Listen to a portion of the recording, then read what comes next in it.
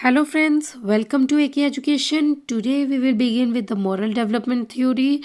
I hope you all cleared our previous theories which we have already discussed in the previous videos. So if you have any queries, comment me below. Okay. Now let's begin with the moral development theory. Who have given this moral development theory? Kohlberg has given this moral development theory. Okay, he has given some of the levels of this theory. One is the pre-conventional level, second is the conventional level, and third is the post-conventional level.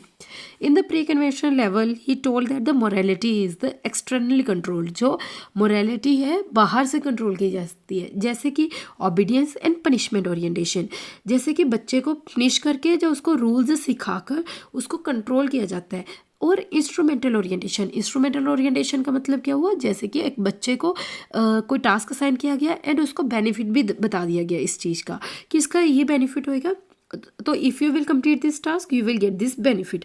That is the instrumental orientation, मतलब कि morality को बाहर से control किया जाता है.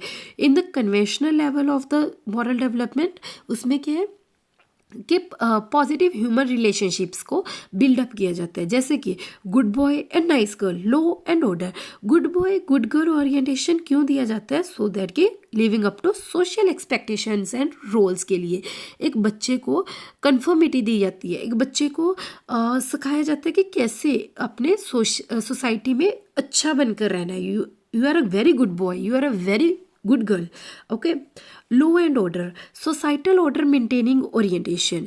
इसमें क्या है कि बच्चों को क्या सिखाया जाता है, बच्चे इसमें समझ जाते हैं कि जो लॉज है वो लोगों के लिए बनाए जाते हैं, ठीक है, एंड इसको ऑर्डर में ही मेंटेन करना है. हमने इसको मेंटेन करना है तो मेंटेन करना ही है. ओके.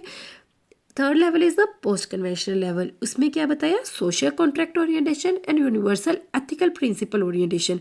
सोशल कॉन्ट्रैक्ट ओरिएंटेशन में क्या था कि बच्चों को क्या सिखाया जाता है कि अगर लॉज हैं तो लॉज हमारी अच्छाई के लिए बने हुए हैं, ठीक है, ये सब कुछ बच्चों को समझ आना शुरू हो जाता है. And universal ethical principle orientation में जैसे कि रिस्पेक्ट होनी, डिग्निटी होनी, जस्टिस होना, ये सब कुछ समझ आना शुरू हो जाते हैं. ऐसी वैल्यूज़ जो कि हर एक सिचुएशन में अप्लाई होती हैं, वो वैल्यूज़ का समझ आना शुरू हो जाता है in the post conventional level.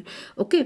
I hope you all clear this moral development theory which is given by the Kohlberg, and it is a very important theory. And the question arises again and again, like to arrange the all the points of this theory, and we have to arrange in this manner. Like first point is the obedience and punishment orientation, second is the instrumental orientation, then good boy and good girl, law and order or social order maintaining orientation. Okay. Then fifth point is the social contract orientation, and sixth point is the universal ethical principle orientation. Okay, I hope you all clear this moral development theory. Now let's begin with the learning theory. Who have given this learning theory? One is the Gardner's multiple intelligence theory, and second is the Albert Bandura's social learning theory. Okay, firstly we will understand about the multiple intelligence theory. Who have given this multiple intelligence theory? Gardner has given this. Dr. Howard Gardner has given this multiple intelligence theory. Doctor Howard Gardner ने क्या बताया कि कैसे एक जो learner होता है वो अपने इंफॉर्मेशन को अक्वायर करता है, कैसे वो लर्न करता है विद द डिफरेंट वेज के साथ. Okay. Okay. First is the visual spatial, वो देखकर ऑब्जर्व करके लर्न करता है. सेकंड इज द लिंग्विस्टिक, बोलकर वर्बली लर्न करता है. इंटरपर्सनल मतलब क्या होता है? दो जानों के बीच में रिलेशनशिप होना. जब दो से ज़्यादा हम किसी से बातें कर रहे हैं, दो से ज़्यादा लोगों के साथ इंटरेक्ट कर रहे हैं. Okay. That is the interpersonal relationship. ठीक है. इंटरपर्सनल मतलब क्या होता है? खुद से बातें कर रहे हैं, जैसे कि बुक्स के थ्रू और विद द लैपटॉप, तो हम खुद से बातें कर रहे हैं. लॉजिकल मैथमेटिक्स, लॉजिक्स के थ्रू, मैथ के थ्रू. ओके. म्यूजिक के थ्रू, बॉडीली, काइंस्थेटिक का मतलब क्या होता है? Bodily. Okay. And naturalistic he learn कर रहे हैं. That is the Gardner's multiple intelligence theory. He has given 8 stages of the intelligence theory. Okay. Second learning theory is the social learning theory, which is given by the Albert Bandura. Albert Bandura ने क्या कहा कि सबसे पहले attention होता है, second is the retention, third is the reproduction and fourth is the motivation. Attention में क्या है, सबसे पहले अगर हम किसी नॉलेज को लेना चाहते हैं तो उसके लिए हमें अटेंशन पे करते हैं, ठीक है, उसको समझने की कोशिश करते हैं।